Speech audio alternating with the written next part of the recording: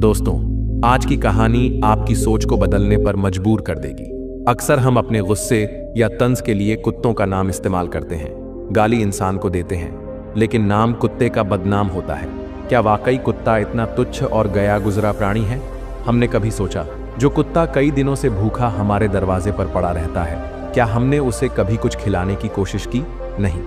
लेकिन उसका नाम अपमान में इस्तेमाल करने से हमें कभी हिचकिचाहट नहीं होती।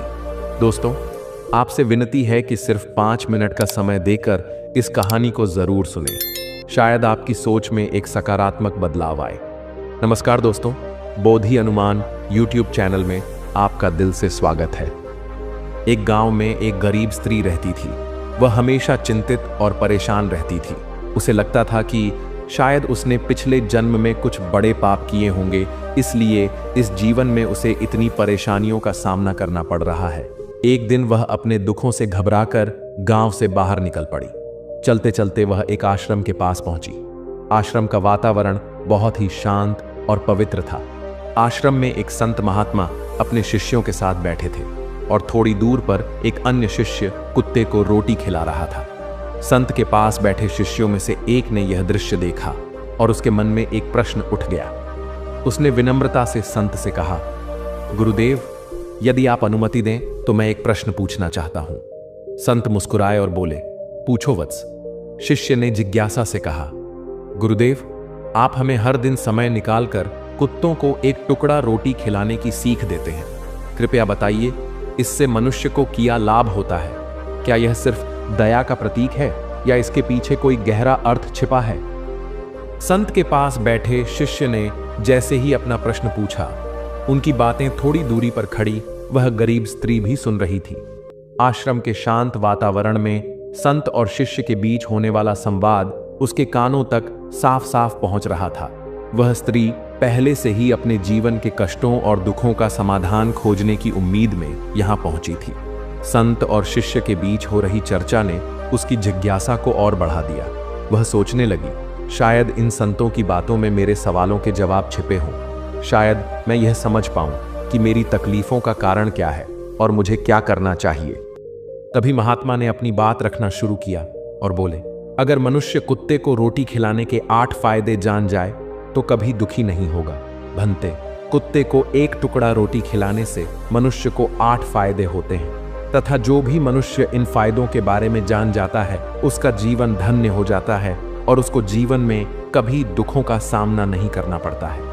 जो भी मनुष्य पृथ्वी लोक पर कुत्ते को एक टुकड़ा रोटी खिलाता है वह जीवन भर सुखी रहता है और उसे मृत्यु के बाद मोक्ष की प्राप्ति होती है।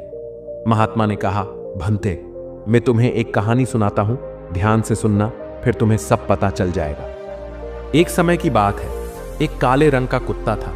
वह बहुत ही लाचार था और भूखा प्यासा था। वह गांव में सभी के घर घर जाता था, परंतु उसे कोई भी व्यक्ति रोटी का एक टुकड़ा भी नहीं देता था।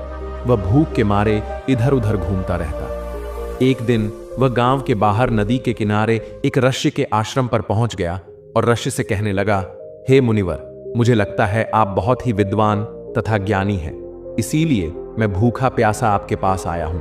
कृपा करके आप मुझे एक टुकड़ा रोटी का दे दीजिए, जिसे मैं खाकर अपनी भूख को शांत कर लूं। तभी वह ऋषि कहते हैं, हे स्वान, क्या तुम्हें गांव में एक टुकड़ा रोटी का किसी ने नहीं दिया जिसे तुम खाकर अपनी भूख मिटा सको? वह कुत्ता ऋषि से कहता है, हे मुनिवर, मैं आपको क्या बताऊं, आप मेरी बातों पर विश्वास नहीं करोगे। तभी वो ऋषि कहते हैं, हे स्वान, तुम बताओ, तुम्हारी बातों पर मैं विश्वास अवश्य करूंगा। मुझे तुम बहुत ही लाचार दिखाई पड़ते हो। तभी वह कुत्ता कहता है, ठीक है मुनिवर, मैं आपको अपनी बीती बताता हूं। कुत्ता ऋषि से कहता है, हे मुनिवर, दुनिया के लोगों, हम पर रहम करो। हमारा कोई घर नहीं होता, कोई आसरा नहीं होता, कमाकर खाना हमें नहीं आता, हमें वस्त्र भी पहनने का ज्ञान नहीं है, इसलिए सर्दी, गर्मी और बरसात में हम ऐसे ही घूमते रहते हैं। हमें पढ़ना लिखना भी नहीं आता। मुनिवर, आपकी तरह हमें अनुशासन नहीं आता, हमें आपकी तरह बोलना नहीं आता। यह हमारा दुर्भाग्य ही समझिए, परंतु हमें आपकी तरह भूख लगती है। चोट लगने पर हमें आपकी तरह पीड़ा भी होती है। हमें आपकी तरह रोना भी आता है। बस इन्हीं 3 कामों में हम आपकी बराबरी करते हैं, इसलिए हम पर दया दिखाइए। हमें और कष्ट मत दीजिए, ईश्वर ने तो हमें वैसे भी कष्ट देकर ही भेजा है, ऊपर से आप लोग हमें परेशान करते हैं। हम आपकी तरह मनुष्य नहीं हैं, हम पराधीन जीव हैं। जब हमारा जन्म हुआ उस समय हमारे आंख कान बंद थे, कह नहीं सकते कि उस समय आपके जन्म पर जैसे नाच गाना होता है, बाजे बजते हैं, खुशी मनाई जाती है, हमारे जन्म पर भी यह सब हुआ होगा। हमारे जन्म पर किसी ने खुशी मनाई होगी। हम जिस बिछौना पर थे वह रुई का नरम तो था, सर्दी बिल्कुल नहीं लगती थी। मैं मन में सोच रहा था कि किसी बड़े घर में पैदा हुआ हूं, लेकिन जब हमारी आंख खुली तो मैंने देखा कि हमारी माँ, जिसे आप लोग कुतिया बोलते हो, वह अपने 5 बच्चों को छाती से चिपकाकर एक राह के ढेर में पड़ी थी। हम 5 भाई थे, बाकी 4 भाई तो लाल और भूरे रंग के थे। मैं अकेला ही काले रंग का था। सबसे छोटा मैं ही था, इसलिए कमजोर था। मेरी माँ हम लोगों के पास कम ही आती थी, क्योंकि उसे भी अपने भोजन की व्यवस्था करनी पड़ती थी। यदि वह ना खाती तो हमें दूध कहाँ से पिलाती। उस एक माँ पर हम 5 भाई निर्भर थे। वह बेचारी अपने भोजन के लिए इधर उधर दौड़ती रहती थी। कभी भोजन मिल भी जाता था, कभी नहीं भी मिलता था, लेकिन वह हमेशा हम 5 का बड़ा ख्याल रखती थी। आखिर वह हमारी माँ थी। वह रात भर जाग कर गांव की रखवाली करती थी। किसी की मजाल नहीं थी कि कोई अनजाना आदमी बुरी नीयत से गांव की तरफ भी झांक जाए। दूसरे गांव के कुत्ते भी हमारी माँ के डर से गांव में नहीं आते थे। गांव के किसी किसान के खेत में कोई जानवर खड़ी फसल खाने आते तो हमारी माँ उसे दौड़कर भगा देती। गांव वालों के लिए इतना सब करने के बाद भी कोई मनुष्य तो हमारी माँ को भोजन तक नहीं देता था। भोजन के लिए हमारी माँ को मजबूर होकर छीना झपट्टी करनी पड़ती थी। कई बार तो लोग उसे लाठी डंडों से पीट पीट कर भगा देते थे। बेचारी उस दिन भूखी प्यासी रहकर पेट की आग से जलती रहती थी। वह कहता है, हे मुनिवर, आखिर भूख तो हमें आपकी ही तरह लगती है। ऊपर से उसे अपने 5 बच्चों की चिंता भी लगी रहती थी। आखिर माँ जो थी, भूख उसे चैन से बैठने नहीं देती थी और गांव वालों का भी उसे देखकर हृदय नहीं पसीजता था। हमारी माँ बेबस होकर उन लोगों के घरों में चोरी से घूम पड़ती थी और खाने की कोई चीज मिल जाती तो उसे खाकर अपने पेट की आग बुझा लेती थी। कई बार तो लोग उसे खाने की वस्तु ले जाते हुए देखते तो लाठी डंडे लेकर उसके पीछे पड़ जाते। कुछ निर्दय लोग तो कई बार उसे घर के अंदर बंद करके पीटते थे। हमारी माँ का बुरा हाल कर देते थे। फिर वह कुत्ता रश्य से कहता है, हे मुनिवर, हमारी माँ ने क्या बिगाड़ा था? उसने सिर्फ अपने पेट के लिए भोजन ही तो चुराया था। चोरी करने का हमें कोई शौक नहीं है, पर पापी पेट हमें यह सब करने के लिए मजबूर कर देता है। एक दिन की बात है, बड़ी जोरदार बरसात हो रही थी। ओले पड़े थे, ठंडी हवा चल रही थी। उस ठंड में ठिठुर कर हमारे 3 भाई मर गए। उस दिन हमारी माँ बहुत रोई थी, लेकिन मनुष्य हमारी पीड़ा को नहीं समझा, क्योंकि उसके बच्चे थोड़े ही मरे थे। फिर वह कुत्ता कहता है, हे मुनिवर, अब हम सिर्फ 2 भाई रह गए थे। हमारी माँ हम दोनों की अच्छे से देखभाल करने लगी। फिर एक दिन उसी गांव में एक सेठ के घर पर दावत चल रही थी और अनेक प्रकार की मिठाइयां बन रही थीं। सेठ जी के घर काफी मेहमान आए हुए थे। हमारी माँ कुछ खाने की तलाश में बार बार उधर जाती, लेकिन लोग उसे दुत्कार कर भगा देते थे। किसी को उस पर इतना भी तरस नहीं आया कि एक रोटी उस बेचारी को खाने को फेंक दे। एक रोटी से उनका क्या बिगड़ जाता? मेरी माँ बार बार जाती और वहीं खड़ी खड़ी देखती रहती थी। सेठ जी के आंगन में दावत खाने का सिलसिला चालू हुआ। भोजन परोसा जाने लगा। मेरी माँ भी वहीं जाकर पूंछ हिलाने लगी। खाना परोसने वाला आदमी जब किसी काम से भीतर गया तो मेरी माँ दबे पांव रोटी लेने को चल पड़ी। फिर दूसरे आदमी ने मेरी माँ को जाते हुए देख लिया तो चारों ओर से लोग चिल्ला चिल्ला कर उसकी तरफ भागे। मेरी माँ उनकी चीख सुनकर घबरा गई। 2-3 आदमी लाठी लेकर उसके पीछे बड़े बेहर से दौड़े। मेरी माँ वहां से घबराकर भागने लगी, परंतु उसे वहां से निकलने का कोई रास्ता नहीं मिला, क्योंकि सामने से लोग लाठी डंडे लेकर आ रहे थे। तभी मेरी माँ वहां पर जो लोग भोजन कर रहे थे उनको लांघ कर निकल गई। आगे वह कुत्ता कहता है, हे मुनिवर, मेरी माँ अपने निकलने पर इतनी हैरान नहीं थी जितनी कि उन लोगों को देखकर हुई थी। जो वहां पर दावत खा रहे थे वह सब उठकर खड़े हो गए। उन्होंने भोजन करना छोड़ दिया और कहने लगे कि कुतिया के लांघ जाने के कारण भोजन भ्रष्ट हो गया है। सब एक दूसरे से विचार विमर्श कर रहे थे कि अब क्या किया जाए। खाना तो सब खराब हो गया है। फिर सेठ जी फूट फूट कर रोने लगे। कुछ लोग तो यह भी कह रहे थे कि भाई कुतिया के लांघने से भोजन खराब कैसे हो गया।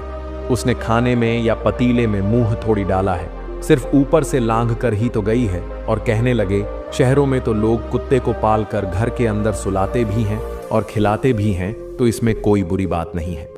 अगर कुतिया लांघ कर गई है तो भोजन खराब नहीं हुआ है। लेकिन उनमें से कुछ लोग बड़े घरों से ताल्लुक रखते थे, उन्होंने एक भी नहीं चलने दी। कह रहे थे कि भोजन तो भ्रष्ट हो गया है, यह हमारे खाने के लायक नहीं है। आखिरकार उन्हीं की बात मानी गई। अब तो वह सारा भोजन गरीबों में बांट दिया गया। उस दिन तो मेरी मां को खूब पेट भर के खाना मिला था। ऐसा सुख उसने जीवन में कभी नहीं पाया था, लेकिन वह सुख उसके लिए बड़ी मुसीबत बन गया। वह भोजन करके वहां आराम से लेटी ही थी, उतने में वह सेठ डंडा लेकर वहां आ पहुंचा और उसे बुरी तरह से पीटने लगा। उसे वहां से भागने का भी कोई अवसर नहीं मिल पाया। डंडों की चोट से वह बुरी तरह से चिल्लाने लगी। मां का विलाप सुनकर पत्थर भी पिघल जाता है, पर उस निर्दय को उस पर जरा भी रहम नहीं आया। वह उसे कठोरतापूर्वक पीटता रहा। मां का वह सौर पूरे गांव में सुनाई दे रहा था। तब कुछ लोग आए और उसे समझाते हुए बोले, सेठ जी, जाने दो, भूख में तो आदमी की भी बुद्धि भ्रष्ट हो जाती है। यह तो एक पशु है, इसे अच्छे बुरे का क्या ज्ञान। अब इसे मारकर आपको क्या मिलेगा? जो होना था सो हो गया। लोगों के समझाने के बाद उसने हमारी मां को पीटना बंद किया। फिर बड़ी मुश्किल हालात में वह हमारे पास आई। मां ने आकर सारी कहानी हम दोनों भाइयों को सुनाई। हमने सोचा कि कितना कष्ट भरा है हम कुत्तों का जीवन। आदमी एक रोटी के टुकड़े के बदले एक चोर के जितना पीटता है। बेकार है ऐसे लोग जो हम लोगों की पीड़ा को नहीं समझते। वह कुत्ता कहता है, हे मुनिवर, एक दिन की बात है, उसी गांव के बाहर एक ब्राह्मण आकर ठहरा हुआ था। उसने अपने भोजन के लिए एक जगह चुल्ला बनाया और उस पर दाल बनाने के लिए रख दी। उसके बाद आटा गूंद कर रख दिया। वह वहीं पास में कुएं पर पानी लेने चला गया। इधर कहीं से मेरी मां भी घूमती हुई वहीं पहुंच गई। उसने आटे को देखा तो सोचने लगी कि शायद इस आटे का कोई मालिक नहीं है। यही सोचकर वह उस आटे को खाने लगी। उधर उस ब्राह्मण ने कुएं के पास से देखा कि उसका आटा एक कुतिया खा रही है, तो वह बड़ा दुखी हुआ। वह बेचारा रोने लगा, क्योंकि वह भी 2 दिनों का भूखा और थका हुआ था। कुछ लोगों ने उसे कहा, अरे ब्राह्मण देवता, इस कुतिया ने तुम्हारा भी आटा बिगाड़ दिया। कल तो इसने सेठ जी की पूरी रसोई बिगाड़ कर रख दी। ब्राह्मण दुखी होता हुआ बोला, भाई, मुझे क्या मालूम था, यह दुष्ट कुतिया मेरे आटे को खाने के लिए घात लगाए बैठी है। ब्राह्मण ने ना आव देखा ना ताव, लाठी लेकर मां के ऊपर टूट पड़ा। मां उस आटे को ठीक से खा भी नहीं पाई थी, पर उससे ज्यादा की उस पर लाठी बरस गई। महीनों तक मेरी मां लड़खड़ाते हुई घूमती रही। तब उस दिन समझ में आया कि आदमी कितना खुदगर्ज है। हम उसका कोई भी कार्य करते हैं तो भी वह हमें नहीं समझता। आगे वह कुत्ता कहता है, मुनिवर, हमारी कमी यह है कि हम उन्हीं मतलबी इंसानों के अधीन रहना चाहते हैं जो हमें कष्ट देता है। जो हमें प्यार से खिलाता है, हम उसके कितने काम आते हैं यह नहीं पता, परंतु ये हमें तुच्छ मानते हैं, हमें बार बार डंडे से मारते हैं, ढीकारते हैं। उनके घर की भी रखवाली तो करते ही हैं, साथ ही साथ और भी बहुत सारे लाभ हैं जिन्हें मनुष्य नहीं जानता। अब आश्रम में बैठे उस शिष्य ने पूछा, हे गुरुदेव, मनुष्य क्या नहीं जानता? आगे महात्मा ने कहा, यदि मनुष्य कुत्ते को रोटी खिलाने के फायदे जान ले तो अपने जीवन में होने वाले नुकसान से बच सकता है। आज मैं आपको बताऊंगा कुत्ते को रोटी खिलाने के 8 फायदे। मनुष्य को पता नहीं है कि जब भी घर में रोटी बनाई जाती है तो सबसे पहली रोटी गौ माता की होती है और पिछली रोटी कुत्ते की होती है। महात्मा ने कहा, ऐसा ही विधान भगवान ने बनाया था, लेकिन भगवान के बनाए उस विधान को भूलकर मनुष्य अगली और पिछली रोटी स्वयं ही खा जाता है। इसका दुष्प्रभाव उसके जीवन पर पड़ता है। कुत्ता वह प्राणी है जिसको रोटी खिलाने से मनुष्य के जीवन में पड़ने वाले ग्रहों के दोष भी दूर हो जाते हैं। महात्मा ने कहा कि कुत्ते को रोटी खिलाने का पहला लाभ यह है कि यह शनि ग्रह के नकारात्मक प्रभाव को कम करता है। जब शनि ग्रह अपनी कुदृष्टि डालता है तो व्यक्ति के जीवन में संकट आ जाता है। उसकी महादशा शुरू होते ही सभी कार्य बाधित होने लगते हैं और व्यक्ति आर्थिक कठिनाइयों का सामना करने लगता है। ऐसे समय में यदि कोई व्यक्ति कुत्ते को रोटी खिलाता है तो शनि ग्रह का दुष्प्रभाव काफी हद तक कम हो जाता है। कुत्ते को रोटी खिलाने का दूसरा फायदा कुत्ते को रोटी खिलाने से भाग्य आपके पक्ष में हो जाता है। आपके घर के अंदर नकारात्मक शक्ति नष्ट हो जाती है। कुत्ते को रोटी खिलाने का तीसरा फायदा, कुत्ते को रोटी खिलाने से माता लक्ष्मी प्रसन्न हो जाती है और आपके घर में धन दौलत की कभी कमी नहीं रहती है। कुत्ते को रोटी खिलाने का चौथा फायदा, कुत्ते को रोटी खिलाने से आपके ऊपर कर्ज नहीं चढ़ता और जो पहले से आप कर्जदार हैं उससे भी मुक्ति मिल जाती है। कुत्ते को रोटी खिलाने का पांचवा फायदा, कुत्ते को सुबह शाम भोजन देने से आपका व्यापार बहुत अच्छे से चलता है। कुत्ते को रोटी खिलाने का छठा फायदा, कुत्ते को रोटी देने से आपकी आयु में वृद्धि होती है और अटका हुआ धन वापस मिल जाता है। कुत्ते को रोटी खिलाने का सातवां फायदा, कुत्ते को रोटी देने से हमेशा आपका स्वास्थ्य अच्छा बना रहता है और मानसिक रूप से आप मजबूत रहते हैं। आपका मन हमेशा ऊर्जावान रहता है।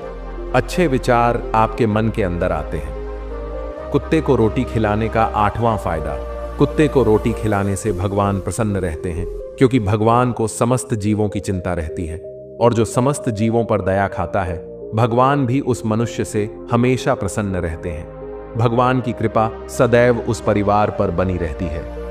आपने अपने बूढ़े बड़ों से सुना होगा, कहते हैं कि जब कुत्ता रोता है तो अब सुगुण होता है। कोई संकट आता है, किसी की मृत्यु होती है, इसलिए कुत्ते को कभी रुलाना नहीं चाहिए। इस प्रकार से महात्मा ने अपने शिष्य को कुत्ते को रोटी खिलाने के 8 फायदे बताए और जो भी मनुष्य कुत्ते को रोटी खिलाता है तो उसे इन 8 फायदों का फल प्राप्त होता है। ये सारी बातें वह गरीब स्त्री भी सुन रही होती है। अचानक वह महात्मा के चरणों में गिर जाती है और कहती है, हे महात्मा, आपकी बातों ने मेरे कष्टों का निवारण कर दिया है। महात्मा उसके सिर पर हाथ रखते हैं और उसे उठाते हैं। तो दोस्तों, कैसी लगी आपको यह कहानी, आप हमें कमेंट सेक्शन में जरूर बताना और अच्छी लगी हो तो इस चैनल को सब्सक्राइब जरूर कर लेना। तो चलिए मिलते हैं ऐसी ही कोई नई कहानी में, तब तक के लिए अपना ख्याल रखें। धन्यवाद। नमो बुद्धाय।